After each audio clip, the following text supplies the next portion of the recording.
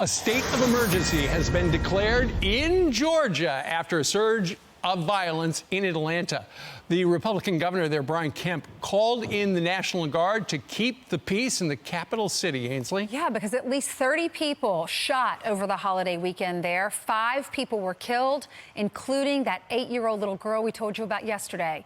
Governor Kemp slamming the violence in the city. All right, so the governor saying in a quote, here we go, peaceful protests were hijacked by criminals with a dangerous, destructive agenda. We see that in New York. Now innocent Georgians are being targeted, shot, and killed and left for dead. This lawlessness must be stopped and order restored in our capital city. And let's bring in Georgia Congressman Doug Collins, a member of the House Judiciary Committee and U.S. Senate candidate.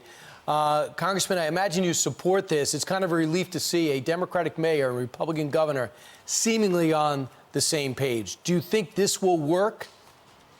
I think it will, Brian. I'm glad to see that the governor has brought out the National Guard. It's been something we need to see done. We need to give support to our local police down there, and I think the governor has done the right thing here. I applaud his actions. I would hope also that as we look at this, he will continue on and join what I've called one of the reasons that actually started this was the DA in Fulton County, Paul Howard, actually charging officers before the investigations were finished, which caused the Atlanta Police Department to not believe anybody has their back. They've had to disengage. So hopefully this will be a time, I hope the governor will help call on him to step aside so we can get an independent prosecutor there, because what we need is the Atlanta Police Department to be able to do their job and be able to clean out these areas without having to fear someone not having their back from higher up. So I'm glad to see this is happening, and we'll see what goes from here. Yeah, and in fact, you've been calling for that investigation for a number of weeks. It will be interesting. But at the same time, Congressman, you know that Wendy's, which is the location where Rayshard Brooks was killed in that police-involved shooting a couple of weeks ago,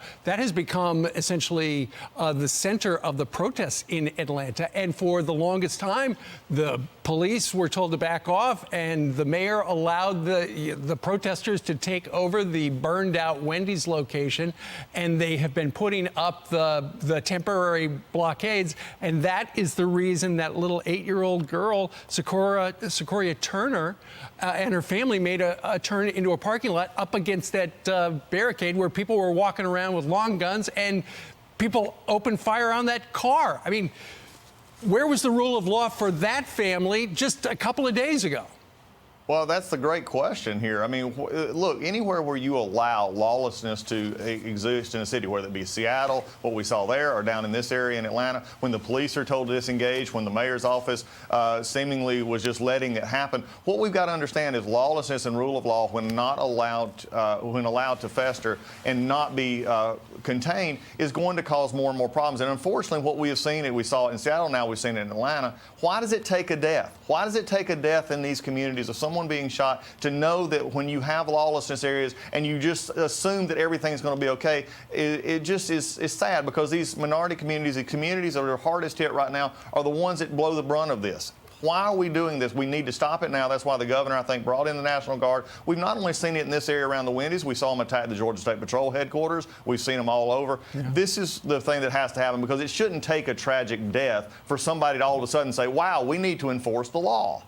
Yes, so many are saying that we need to defund police departments. I know you have said no to defunding. We need to defend. You have that 11-year-old little boy that was shot and killed in D.C., and his grandfather said, we need police. Crime is going to get worse. You start having less police officers.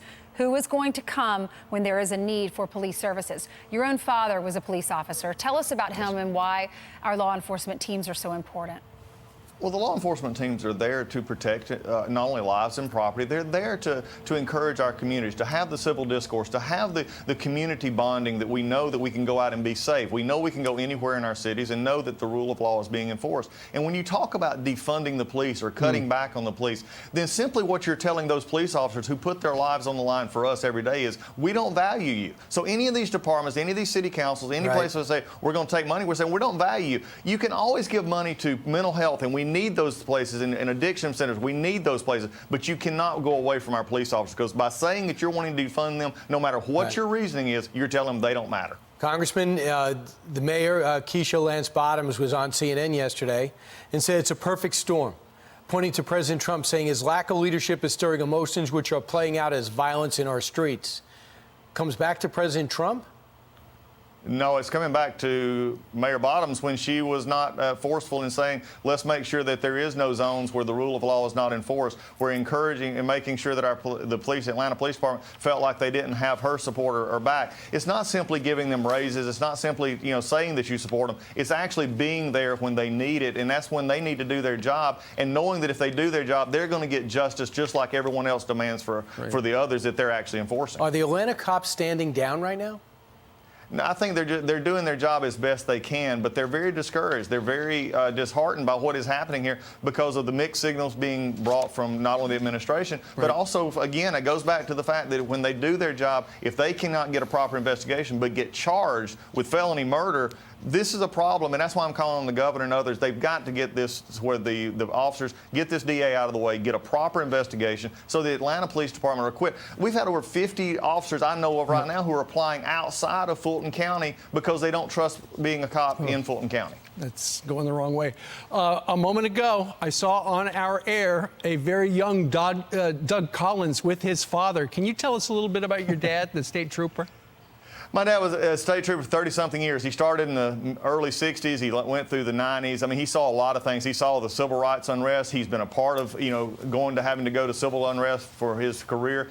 Dad was always one who went out there and tried to treat people with respect. He was firm, and knowing that growing up in the household. But also, I watched the other side. And what I'd love for all the folks to know is officers come home, they cry when they see about things that they've seen on the job. It takes them out. I remember when my dad would come home and just be really quiet. I knew something happened at work. Yeah. And also I knew it when an officer did something wrong, you could tell because Dad was furious because he knew that people would judge him by what others did as well. And so officers have a whole package, and their families need to be lifted up in prayer as well. Well, I know you're proud of him, and I know he's proud of you. He was in law enforcement. You were a pastor, and now you're a congressman. All three maybe a senator. Right, that's true. That's what we're working on. Thank you so much for being with us. Great to be with you. Y'all take care. Have a great day. Thanks, you too.